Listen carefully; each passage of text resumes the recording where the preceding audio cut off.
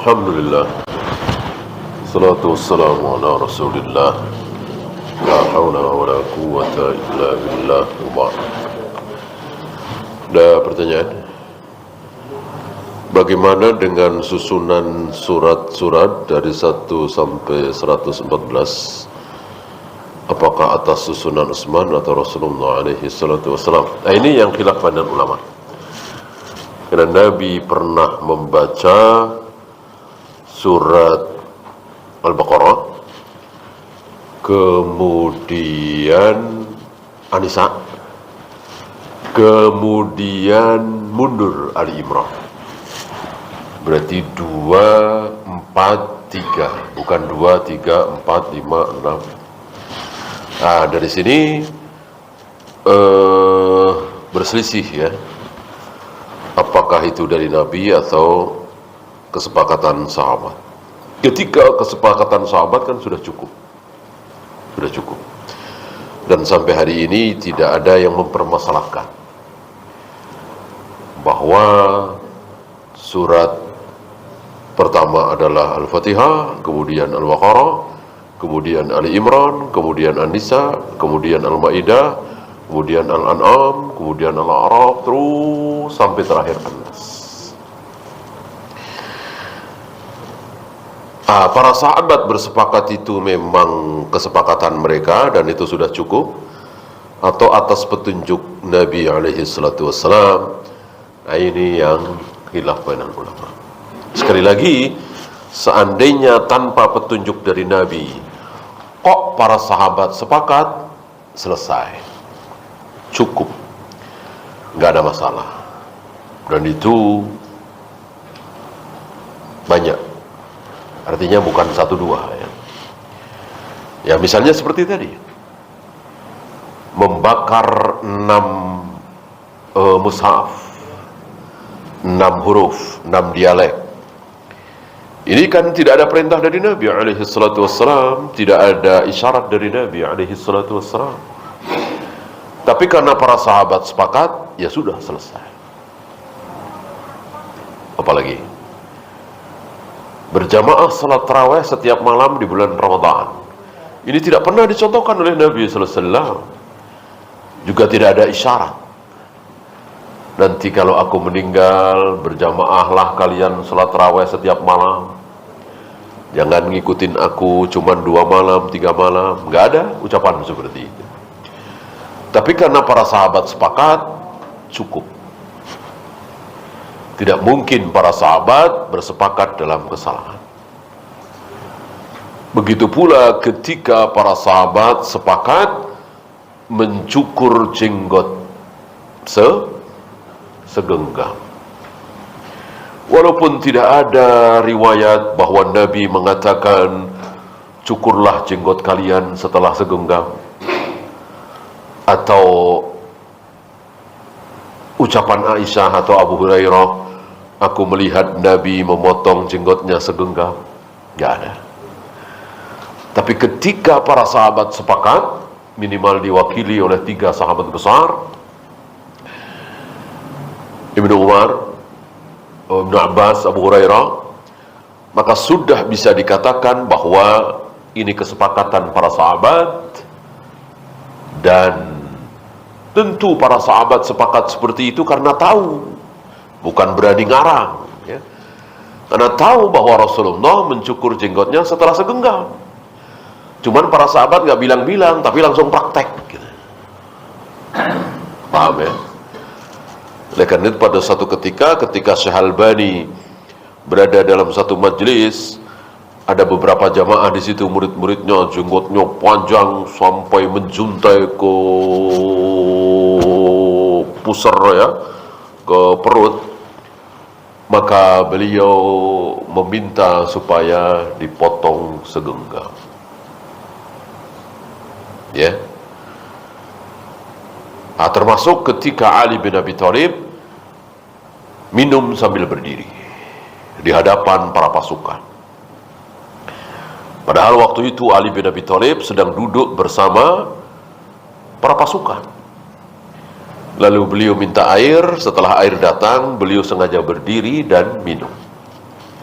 dengan mengatakan, sengaja aku minum sambil berdiri di hadapan kalian agar hilang subhat dari kalian.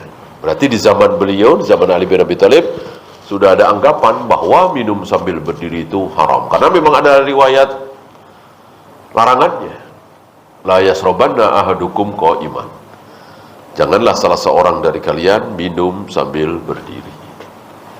Tapi larangan ini mansukh, dimansuh. Nah, ketika Ali minum sambil berdiri itu tentu dilihat oleh sahabat yang lain. Walaupun Abu Bakar, Umar, Utsman sudah wafat, tapi yang lain masih hidup. Masih ada Ibnu Mas'ud, masih ada Ibnu Abbas, masih ada Abu Hurairah, dan semuanya diam. Tidak ada yang menyalahkan Ali bin Abi Thalib minum sambil berdiri.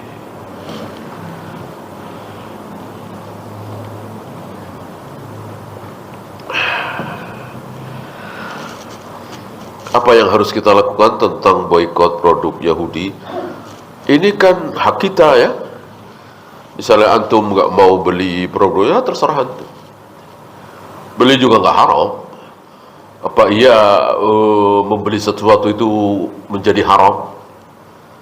Muncul kemarin-kemarin nggak haram, sekarang haram kan? Aneh, mustahil ya. Adapun nggak mau beli karena khawatir nanti mereka tambah zalim, ya boleh, bagus. Ya mestinya jangan hanya sekarang ya. Mestinya dari dulu dan sepanjang hidup kita ya. Daripada beli produknya orang-orang kafir,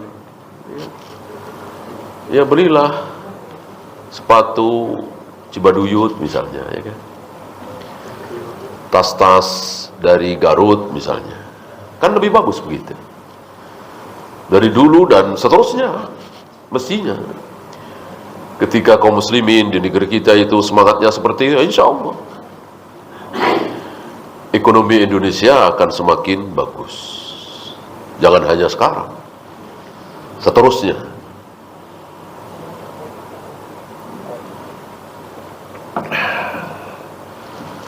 Apakah kita harus merasa takut jangan-jangan dosa kita tidak diampuni? Iya. Iya. Maka terus kita memohon, terus kita mohon ampun, terus kita merengek. Karena kan nggak ada jaminan.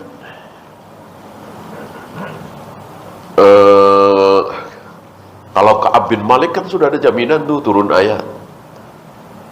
Gitu. Istri-istri Nabi Aisyah dan Hafsah ada jaminan juga ketika berbuat salah, membohongi Nabi sallallahu alaihi wasallam, ada jaminan ampun. Nah, kita jaminan dari mana?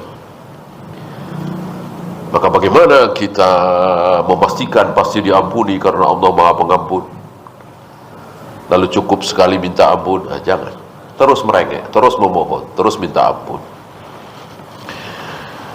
Terutama di sepertiga malam yang akhir, ketika sedang berbuka puasa, ketika sedang safar, ketika sedang sujud, ketika sedang hujan lebat, di saat-saat mustajabah, atau di tempat ketika kita sedang di Raudhah, ketika kita sedang di Hijr Ismail, ketika kita sedang di Bukit Sofa, Bukit Marwah sambil menghadap Ka'bah dan seterusnya.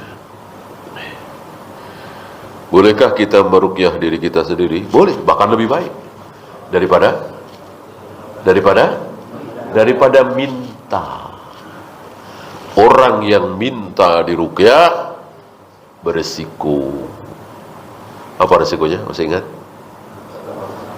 Keluar dari 70.000. Keluar dari 70,000 yadkhuluna al-jannata bighairi hisabin wal 'adzab.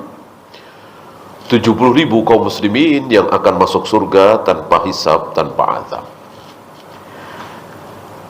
Di antara syarat untuk masuk ke 70.000 itu, jangan pernah minta diruqyah.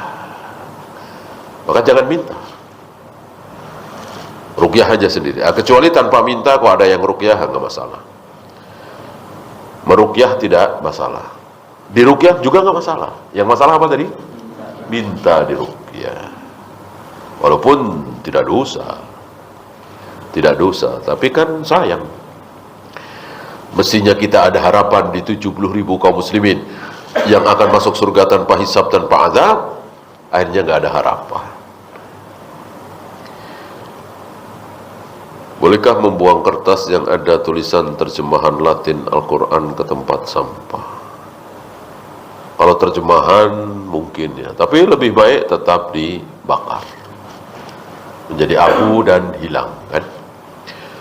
Apalagi betul-betul tulisan Al-Fatihah, tulisan Al-Baqarah, tulisan An-Nas, Al-Falaq, bahkan sekedar Bismillahirrahmanirrahim, itu kan ayat Al-Quran. Jangan dibuang di tempat sampah, bakar lebih baik, insyaallah ta'ala. Habis.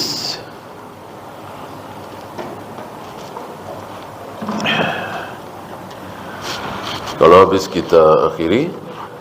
Subhanakallahumma bihamdika asyhadu an la ilaha illa anta astaghfiruka wa atubu ilaik. Assalamualaikum.